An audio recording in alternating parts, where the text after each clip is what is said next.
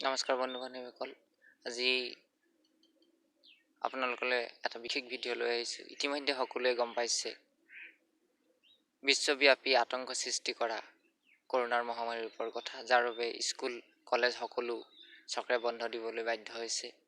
লগতে কৰোনাৰ সংক্ৰমণৰ সংহাৰী ৰূপৰ প্ৰতি লক্ষ্য ৰাখি মাননীয় প্ৰধানমন্ত্ৰী ডাঙৰীয়াই যোৱা 24 মাৰ্চ তাৰিখে সমগ্ৰ দেশতে লকডাউন 21 দিনৰ লকডাউন ঘোষণা কৰিবলৈ বাধ্য হৈছে। এনে দেশৰ ভয়াৱহ পৰিস্থিতিৰ সময়ত আমি সকলোৱে সজাগ আৰু সচেতন হৈ থকাটো উচিত। আৰু কৰোনাৰ পৰা বাচি থাকিবৰ বাবে যিখিনি সাৱধানতা আমাক অৱলম্বন কৰিবলৈ কৈছে সেইখিনি আমি অৱলম্বন কৰাটো আমাৰ বাবে উচিত হ'ব। তেতিয়াহে এই কৰোনাৰ দৰে ভয়াৱহ ৰূপক আমি দূৰতে ৰাখিব পাৰিম। এনে ভয়াৱহ পৰিস্থিতিৰ সময়ত ছাত্ৰ ছাত্ৰীসকলক উদ্দেশ্যি মই ক'ব বিচাৰিছোঁ যে ছাত্ৰ ছাত্ৰীসকল তোমালোকে ঘৰৰ ভিতৰতে থাকিবা। এনে ভয়াৱহ পৰিস্থিতিৰ সময়ত তোমালোকে ঘৰৰ বাহিৰ ওলাই নাহিবা।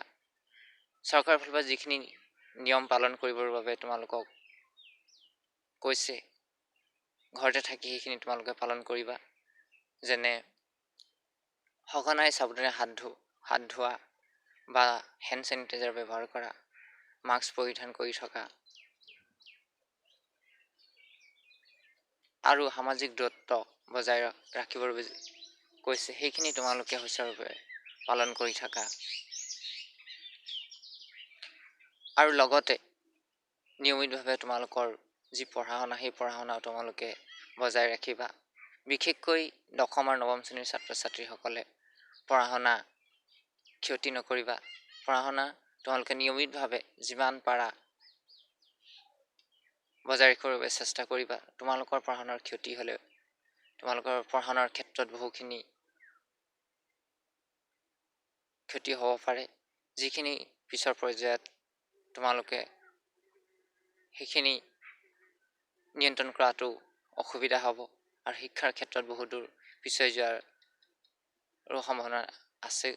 সেইবাবে তোমালোকে পঢ়া শুনা যিমান পাৰা যিখিনি পাৰা সেইখিনি নিয়মিতভাৱে কৰিবৰ বাবে চেষ্টা কৰিবা। আৰু সেই সময়ছোৱাত ঘৰৰ পৰা বাহিৰলৈ নোলাই যিখিনি আমাক কৰোনাৰ পৰা বাচি থাকিবৰ বাবে সাৱধানতা অৱলম্বন কৰিবৰ বাবে কৈছে সেইখিনি ভালদৰে ঘৰতে থাকি পালন কৰিব লাগে।